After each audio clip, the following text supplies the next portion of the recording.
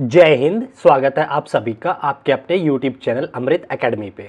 हम लोग अपना सीटेट पेपर 2 के लिए मैथ और साइंस की प्रिपरेशन कर रहे हैं और आज उसी सीरीज़ में हम लोग अपना जो कि मैथ पेडागोजी है उसका क्लास नंबर 3 जो है कंप्लीट करेंगे। अभी तक हम लोगों ने मैथ पेडागोजी की अगर बात करें तो 2 क्लासेस अच्छे से कंप्लीट कर लिया है। आज आपकी ये तीसरी क्लास है, ठीक है ना। तो देखिए हम लोग 30 में 30 की तैयारी कर रहे हैं, हमें मैथ में 30 में 30 आपके नंबर लेवाने हैं, ठीक है ना। तो आप लोगों को उसी तरीके से पढ़ाई भी करनी है और हम लोग सबसे पहले कॉन्सेप्ट को समझेंगे, उसके बाद उससे रिलेटेड जितने भी प्रीवियस ईयर क्वेश्चन पूछे गए हैं उनका डिस्कशन करेंगे, ठीक है। तो आज ये आज की क्लास को बिना टाइम वेस्ट किए एक एक करके हम लोग टॉपिक को आगे की तरफ बढ़ाते हैं, ठीक है। आ जाइए, एक सेकंड में थोड़ा सा इस कर्सर को यहाँ कर लूँ। हाँ, तो देखिए क्या होता है, सबसे पहले हम देखते हैं गणितीय निर्देशन क्या होता है, जिसकी की इंग्लिश होती है मैथमेटिकल मॉडलिंग, ठीक है ना। तो पहले तो ये वर्ड से आप वाकिफ हो जाओ कि ये होते क्या है, नाम क्या है, मैथमेटिकल मॉडलिंग, जिसको कि गणितीय निर्देशन बोला जाता है, ठीक है ना। तो अब इसमें क्या होता है उसको मैं समझा देता हूं, ठीक है। देखिए क्या होता है, रियल लाइफ प्रॉब्लम को, ठीक है ना, या रियल लाइफ सिचुएशन को गणितीय अवधारणाओं के माध्यम से हल करके उसका सॉल्यूशन लेना, यही कहलाता है क्या, आपका गणितीय निर्देशन या मैथमेटिकल मॉडलिंग कहलाता है, ठीक है। बात समझ पाए क्या करना है, कोई भी आपके सामने रियल लाइफ सिचुएशन दे दी जाए और आप उसका मैथ के इक्वेशन, ग्राफ या किसी भी चीज़ से इस्तेमाल करके रियल लाइफ में उसका सॉल्यूशन कर लेते हैं, उसी को बोला जाता है गणितीय निर्देशन। यहाँ पे हमने लिख भी रखा है, गणित को रियल लाइफ सिचुएशन के साथ जोड़ने की क्रिया को ही क्या कहते हैं, गणितीय निर्देशन कहते हैं। जैसे आपको अगर मैं बात करूँ, मान लो आप यहाँ पे खड़े हैं नीचे और ये रही आपके छत, यहाँ पे आपकी छत है और आपको अगर अपने छत की हाइट पता करनी है कि कितनी है, और आप यहाँ पे अपनी रियल लाइफ में खड़े होकर के और यहाँ से एंगल पता करके मैथ के ट्रायगोनोमेट्री का इस्तेमाल करके अगर ये वाली हाइट पता कर लेते हैं, तो यही सिचुएशन बोली जाती है क्या, मैथमेटिकल मॉडलिंग। कि आपने रियल लाइफ प्रॉब्लम को पहले मैथ की हेल्प से सॉल्व किया, उसके बाद रियल लाइफ में उसका आंसर पा लिया, ठीक है ना। तो ये होता है आपका क्या कहते हैं, गणितीय निर्देशन। अब इसमें देखिए क्या होता है, कुछ ना सीक्वेंस को फॉलो करता है। ये किस किस सीक्वेंस से फॉलो होकर के चलता है, मैं एक बार आपको समझा देता हूं इसको, ठीक है ना। जैसे देखिए आपके सामने एक रियल वर्ल्ड है, वास्तविक जीवन है जो आज हम जी रहे हैं, ठीक है। एक होता है मैथमेटिकल वर्ल्ड जिसमें कि मैथ की चीजें होती हैं बात। तो ये कैसे सीक्वेंस चलता है, सबसे पहला स्टेप में आप क्या करते हैं, रियल लाइफ वर्ल्ड का कोई प्रॉब्लम उठा लिया आपने। जैसे आपने ये आपकी समस्या है कि आपको अपने घर की हाइट पता करनी है कितनी है, ठीक है ना, अपने छत की हाइट पता करनी है। ये आपकी होगी रियल लाइफ वास्तविक जीवन की समस्या हो गई, ठीक है। अब आप क्या करोगे, इसको कन्वर्ट करोगे मैथ प्रॉब्लम में। अब आपने क्या किया, इसमें मैथ की कॉन्सेप्ट लगाना, अजप्शन वगैरह लगाने लग गए कि यहाँ पे थीटा पता किया और इसको बोला कि ये हाइट हो गई, ये बेस हो गया, पाइथागोरस वगैरह लगाने लग गए आप, ठीक है ना। तो रियल लाइफ प्रॉब्लम को आप कहाँ पे ले गए, मैथ प्रॉब्लम में ले गए। अब इस पे जो भी ऑब्जेक्शन वगैरह लगाना है वो आपने लगा लिया कि हम ट्रिग्नोमेट्री लगाएंगे या ग्राफ लगाएंगे या लगाएंगे जो भी चीजें, ये लगा लिया। अब उसके बाद अगले स्टेप में आप क्या करेंगे, अगले स्टेप में आपको पता करना पड़ेगा कि भाई आइडेंटिफाई करो कि इसमें कंस्ट्रक्ट करना पड़ेगा या मैथ मॉडल लगाने पड़ेंगे। जैसे आपने ये पता कर लिया ना, तो अब आप इसमें ये लगाओगे कि ना sine theta equal to perpendicular upon hypotenuse, ये सारी चीजें अब यूज करोगे। जब आपने अज्यूम वगैरह कर लिया तब जाकर के तो आप हाइट निकाल पाते हो ना। तो अगले स्टेप में आपको यही करना पड़ता है, इक्वेशन बनाना होता है या फिर ग्राफ बनाना पड़ता है, ठीक है ना। जब आपका ये इक्वेशन या ग्राफ बन गया, फिर आप क्या करते हैं, इससे रिलेटेड आपने कैलकुलेशन वगैरह लगाई, इसको सॉल्व करके आपने रिजल्ट पा लिया, मैथ में रिजल्ट पा लिया। अब उसके बाद आपने उसको जाकर के अपने रियल लाइफ में उस सॉल्यूशन को ऐड कर लिया कि भाई इस घर की ऊंचाई मान लो 30 मीटर है या 30 सेंटीमीटर, जो भी 30 फीट है। इस तरीके से आपने अपने सॉल्यूशन का निजात पा लिया। तो ये ही होता है सीक्वेंस, मैथमेटिकल मॉडलिंग। आप समझ गए कि रियल लाइफ प्रॉब्लम को मैथमेटिकल चीजों से रिलेट करके अपने सॉल्यूशन को पा लेना ही क्या कहलाता है, मैथमेटिकल मॉडलिंग या मैथ गणित निर्देशन कहलाता है, ठीक है। अभी हमने आपको हाइट एंड डिस्टेंस से एक बता दिया। इसी चीज को मैं एक और स्टेप से आपको कुछ चीजें बताना चाहता हूं। जैसे मान लो आपके सामने स्टेप्स क्या क्या है, सबसे पहले आपके सामने क्या और रियल लाइफ प्रॉब्लम होगी, उससे बाद उससे रिलेटेड मैथमेटिकल मॉडल आप क्या इस्तेमाल कर रहे हैं, अजप्शन क्या कर रहे हैं। तीसरे स्टेप में आप करेंगे क्या, मैथमेटिकल सॉल्यूशन, इक्वेशन बना रहे हैं कि ग्राफ बना रहे हैं, फिर उसका रियल लाइफ सॉल्यूशन आप कर लेते हैं, ठीक है ना। तो देखिए अगर हम बात करें अगर आपसे क्वेश्चन ये पूछ लेता है कि मैथमेटिकल मॉडलिंग का इस्तेमाल सबसे ज़्यादा कहाँ होता है, तो आप जान लीजिए सबसे ज़्यादा इस्तेमाल इसका इक्वेशंस में होता है एंड ग्राफ में होता है, ये याद रखना, ठीक है। जैसे एक एग्जांपल अगर मैं और ले लेता हूँ, जैसे ये रियल लाइफ प्रॉब्लम है। आप मार्केट में गए, आपको पता चला, अब बच्चा है छोटा, उसको पता चला कि 5 रुपये में सॉरी 1 रुपये में 5 पेन मिल रही है। कितना? 1 रुपये लेकर के गया और 5 पेन खरीद पा रहा है। तो अब आपके सामने क्वेश्चन है कि 10 रुपया अगर बच्चे के पास 10 रुपया हो जाए तो उसको कितनी पेन्स मिल जाएंगी, ठीक है ना। तो अब आपने क्या किया, ये रियल लाइफ हो गया। अब इसको किस में लेके आए, मैथमेटिकल में लेके आए कि हम क्या करेंगे, इसका मल्टीप्लाई करेंगे कि भाई 1 रुपये में 10 का मल्टीप्लाई किया तो रुपया 10 बन गया। तो ये भी आपका जो रिजल्ट आ जाएगा मैथमेटिकल सोल्यूशन, ये भी 50 रुपया हो जाएगा। तो इसको आप रियल लाइफ में लेके चले आओगे कि बच्चे को बोलोगे कि आपको 50 रुपये में 50 पेन्स मिल जाएंगी, 50 पेन मिल जाएंगी, ठीक है ना, 10 रुपये में। तो इस तरीके से ही रिलेट करके सीक्वेंस को आपको फॉलो करना पड़ता है। तो सीक्वेंस आपको 2 तरीके से मैंने समझा दिया। यहाँ पे देखिए मैंने आपको ग्राफ बना करके भी समझा दिया क्या होता है। रियल वर्ल्ड से रियल लाइफ प्रॉब्लम, मैथमेटिकल में गए, अजप्शन वगैरह किया, आपने कंस्ट्रक्शन या इक्वेशन वगैरह की हेल्प ली, सॉल्यूशन निकाला, रियल लाइफ सॉल्यूशन निकालना। तो ये आपको स्टेप फॉलो करने होते हैं। अब इससे आपका कॉन्सेप्ट अधूरा रहता है। अब हम आ जाते हैं, इसका क्या करते हैं, प्रीवियस ईयर क्वेश्चन देख लेते हैं ताकि आप चीज़ों को और अच्छे से सॉल्व कर पाएं अपने, क्योंकि आपको फाइनली क्या करना है, पेपर में आंसर ही तो देने हैं, ठीक है ना। तो चलिए आते हैं अपने क्वेश्चन पे। पहला क्वेश्चन आपका दे रखा है, ध्यान से क्वेश्चन को पढ़िए। Which of the following sequence is correct for the mathematical modelling. कह रहा है गणितीय निर्देशन के लिए निम्नलिखित में से कौन सा क्रम यथोचित है। तो इसमें आपको पता करना है कौन सा क्रम यथोचित है। तो मैंने बताया ना कि मैथमेटिकल मॉडल क्या करता है, वास्तविक जीवन की समस्या को गणितीय जीवन से जोड़ता है। तो इन्होंने तो पहले ये दे रखा है the mathematical model real life problem. Mathematical model नहीं होता है, पहले आपने यहाँ पे देखना है रियल लाइफ प्रॉब्लम। देखिए वास्तविक जीवन की समस्या, फिर उसके बाद कहाँ पे जाना है, गणितीय निर्देशन, गणित हल, फिर वास्तविक दुनिया में हल। तो मैंने आप लोगों को पूरा डायग्राम बना दिया था ना कि वास्तविक रियल लाइफ प्रॉब्लम, उसके बाद कहाँ पे आप गए थे, देखिए गणितीय निर्देशन में गए थे, मैथमेटिकल अजप्शन वगैरह किया था, मैथमेटिकल मॉडलिंग किया था, फिर किस पे गए थे, गणितीय सॉल्यूशन में गए थे, मैथमेटिकल सॉल्यूशन पे गए थे, फिर आपने कहाँ पे गया था, वास्तविक जीवन के सॉल्यूशन पे, रियल लाइफ सॉल्यूशन पे। तो ये पैटर्न हमने फॉलो किया था।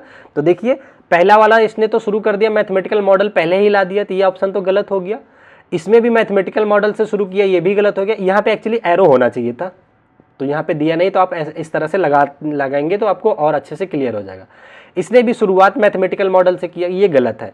मैंने बताया ना मैथमेटिकल मॉडल से शुरू नहीं करना, आपको रियल लाइफ प्रॉब्लम लेनी है सबसे पहले, फिर उसको मैथमेटिकल मॉडल्स पे जोड़ना है, फिर उसका सॉल्यूशन करना है मैथ में, फिर रियल लाइफ में आकर के सॉल्यूशन करना है। तो यहाँ पे जो करेक्ट ऑप्शन हो जाएगा आपका, वो बी ऑप्शन हो जाएगा।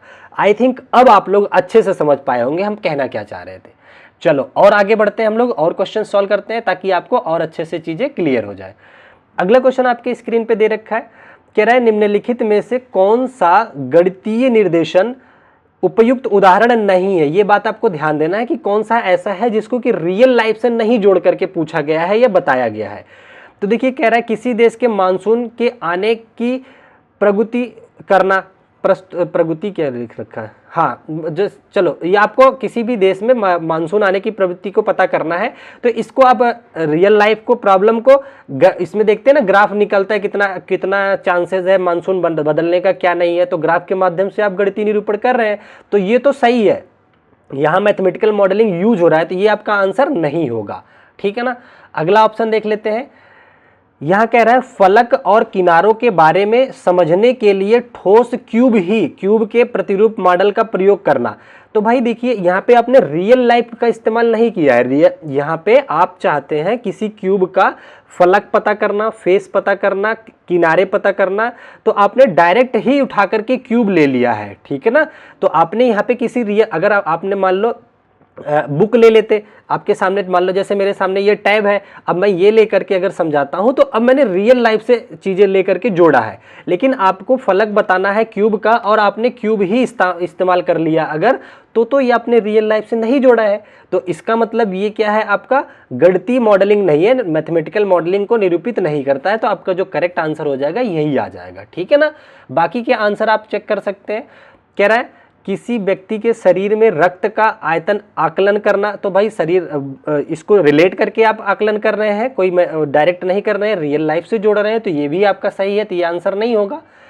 आगे कह रहा है एक ऐसे स्थान पर किसी नदी की गहराई और चौड़ाई ज्ञात करना, ये भी रियल लाइफ प्रॉब्लम है, तो ये भी मैथमेटिकल मॉडलिंग का एग्जांपल है, पर उसने पूछ रखा था कौन सा मैथमेटिकल मॉडलिंग नहीं है, तो यहाँ पे आप ध्यान दीजिएगा, ठीक है। तो इसका करेक्ट ऑप्शन आपका क्या हो जाएगा, B option is the correct option. आगे बढ़ते हैं हम लोग और एक दो क्वेश्चन देख लेते हैं, आपके कॉन्सेप्ट में और थोड़ी मजबूती आ जाए, ठीक है। देखिए अगला क्वेश्चन आपसे कह रहा है कि निम्नलिखित में से कौन सा क्रियाकलाप गणित में समस्या समाधान को अधिगमकर्ताओं में प्रोत्साहित करने में शिक्षक की सहायता करेगी या करेगा, ठीक है ना। तो ऐसा कौन सा है जो शिक्षक को सहायता करेगा उसको अधिगम को प्रोत्साहित करने के लिए। तो चलिए आपके ऑप्शंस देख लेते हैं क्या क्या है। पहला ऑप्शन दे रखा है कि अंततः कक्षा पहेलियां प्रश्नोत्तर का संचालन करना, इससे नहीं होगा। देखिए सबसे ज़्यादा अधिगमकर्ताओं को प्रोत्साहन तब मिलता है किसकी सहायता करने में, शिक्षक की सहायता करेगा कब, जैसे मान लो आपने कोई टेस्ट दिया, आपने टेस्ट लगाया, मॉक टेस्ट लगाया, उसके बाद फिर से उसका एनालिसिस किया, जब आप एनालिसिस करते हैं तब आपको प्रोत्साहन मिलता है कि आपने कितना अच्छा सॉल्यूशन किया हुआ है, कितना अच्छा समझे हैं पेपर को, ठीक है ना। तो इसका जो करेक्ट आंसर हो जाएगा कि प्रश्नों को हल करना और हल को वापस जांचना, जिस तरह से आपने टेस्ट दिया फिर टेस्ट का एनालिसिस किया, तो यहाँ पे इसका करेक्ट ऑप्शन बी ऑप्शन हो जाता है, ठीक है ना। क्वेश्चन को एक बार फिर से आप रीड कर लो, निम्नलिखित में से कौन सा क्रियाकलाप गणित में समस्या समाधान को अधिगमकर्ताओं में प्रोत्साहित करने में शिक्षक की सहायता करेगा। तो ये चीजें आज शिक्षक की क्या करेंगी, सहायता करेंगी, तो यहाँ पे बी ऑप्शन बिल्कुल करेक्ट होता है। बाकी देखिए गणित मेले का आयोजन करना, ऐसा कोई सोल्यूशन नहीं है। और क्या कह रहा है, using mathematical model for teaching, ये भी गलत है, तो आपका करेक्ट ऑप्शन यहाँ पे जो है बी हो जाता है। आगे बढ़ते हैं हम लोग अपने अगले क्वेश्चन की तरफ। एक और बहुत बेहतरीन सा क्वेश्चन है, अगर वीडियो पसंद आ रही है तो आप लोग लाइक जरूर कीजिएगा और कमेंट भी कीजिएगा। हम लोग देखिए बहुत धीरे धीरे करके सारे कॉन्सेप्ट को अपने सीख रहे हैं, लगभग 20 क्लास आपकी मैथ की हो गई, आज तीसरी क्लास आपकी इसका है मैथमेटिकल पेडागोजी का, ठीक है ना। धीरे धीरे हम पूरे पेडागोजी को भी समेट लेंगे और पूरा का पूरा पेपर 2 आपका अच्छे से तैयार करवा रहे हैं, और पेपर 1 की भी मैथ मैं कल से ही आपकी स्टार्ट करने वाला हूँ, अगर जो लोग मेरे पेपर 1 भी दे रहे हैं तो, ठीक है ना। देखिए अगला क्या कह रहा है आपसे कि निम्नलिखित में से कौन सी गणित पढ़ाने में निर्देशित अभ्यास विधियों की विशेषता नहीं है। निर्देशित अभ्यास विधियों की विशेषता नहीं है, इसका क्या मतलब है कि ऐसा कौन सा पढ़ाने का तरीका है जिसमें आप निर्देश नहीं दे रहे हैं। आप अगर एक शिक्षक हैं, आप बच्चे को निर्देश नहीं दे रहे हैं डायरेक्ट रूप से, ऐसा कौन सा शिक्षण विधि है। पहला कह रहे हैं कि आदर्श अनुदेशन, भाई अगर इसका तो नाम ही है इंस्ट्रक्शन, तो मॉडल्ड इंस्ट्रक्शन का मतलब ये है कि आप यहाँ पे निर्देश दे रहे हैं, लेकिन उसने कहा है कि आप निर्देश की विशेषता विधियों में नहीं आ रही है, ठीक है ना। समूह वर्ग में अगर आप बच्चों को ग्रुप में कुछ काम दे रहे हैं तो भी आप वहाँ पे गाइड करते रहते हैं, निर्देश देते रहते हैं, ठीक है ना। अच्छा आगे अगर आ जाए तो मार्गदर्शक के रूप में शिक्षक के साथ व्यक्तिगत कार्य, अगर आप मार्गदर्शक हैं, आपके साथ कोई स्टूडेंट व्यक्तिगत कार्य कर रहा है तब भी तो आप उसको गाइड करते रहेंगे, तो यहाँ पे भी आप निर्देशित अभ्यास करवाएंगे, तो ये भी आपका आंसर नहीं होगा। यहाँ पे देखिए अगला जो क्वेश्चन कह रहा है कि यहाँ पे देखिए बोला है कि इंडिपेंडेंट प्रैक्टिस एट होम, घर पर स्वतंत्र अभ्यास करना। यहाँ पे जब बोल दिया उसने कि स्वतंत्र अभ्यास है, इसका मतलब अब आप उसे निर्देशित नहीं कर रहे हैं, आप उस बच्चे को गाइड नहीं कर रहे हैं, तो यही आपका बिल्कुल करेक्ट ऑप्शन हो जाएगा, क्योंकि उसने बोला था कि निर्देशित अभ्यास विधियों की विशेषता नहीं है। यहाँ पे भी अब निर्देशित अभ्यास विधि है, यहाँ पे भी और यहाँ पे भी है, तो आपको आई थिंक चीज़ें समझ में आ गई होंगी। और एक और अच्छा सा क्वेश्चन था, ये 2022 का क्वेश्चन था, इसको मैं बता देता हूँ। इसमें कह रहा है कि निम्नलिखित में से कौन सा गणितीय निर्देशन का उदाहरण है। इसमें से आपसे पूछ रहा है कौन सा गणितीय निर्देशन का उदाहरण है। तो देखिए मैंने आपको बताया ना कि मैथमेटिकल मॉडलिंग का एग्जाम्पल कौन सा होगा, जिसमें आप लोग रियल लाइफ प्रॉब्लम को मैथमेटिकल चीज़ों में लेके आएंगे, समीकरण बना करके हल करें, ग्राफ बनाए, ये सारी अगर चीज़ें आ रही हैं तो इसका जो करेक्ट ऑप्शन होगा कि एक शाब्दिक समस्या के लिए समीकरण बनाना, यही आपका क्या होता है, मैथमेटिकल मॉडलिंग का एग्जाम्पल सबसे अच्छा है, ठीक है ना। परिकलन यंत्रों का निपुणता से प्रयोग ये नहीं है आपका, लंबी गणना को करने के लिए गणितीय युक्तियों का प्रयोग ये भी नहीं है, 3 विमायों का त्रिविमीय आकृतियों का ये भी नहीं है, तो इसका करेक्ट ऑप्शन यही हो गया कि मैंने आपको बताया ना कि मैथमेटिकल मॉडलिंग का सबसे ज़्यादा इस्तेमाल कहाँ किया जाता है, इक्वेशंस और ग्राफ में, ठीक है ना। तो आई होप चीज़ें आप लोग रिलेट कर पा रहे होंगे और आपके तैयारी बहुत अच्छे से चल रही होगी। बाकी अगर और भी कोई रिक्वायरमेंट है आपको कि सर ये टॉपिक मेरा वीक है या हमसे नहीं हो पा रहा है, तो आप लोग कमेंट जरूर कीजिएगा। जो भी मेरे से हो पाएगा मैं पूरी कोशिश करता हूँ आप लोगों की अच्छी प्रिपरेशन के लिए, ठीक है। तो चलिए आज की क्लास को यहीं तक रखें हैं। Bye bye, take care, thank you so much, जय हिंद।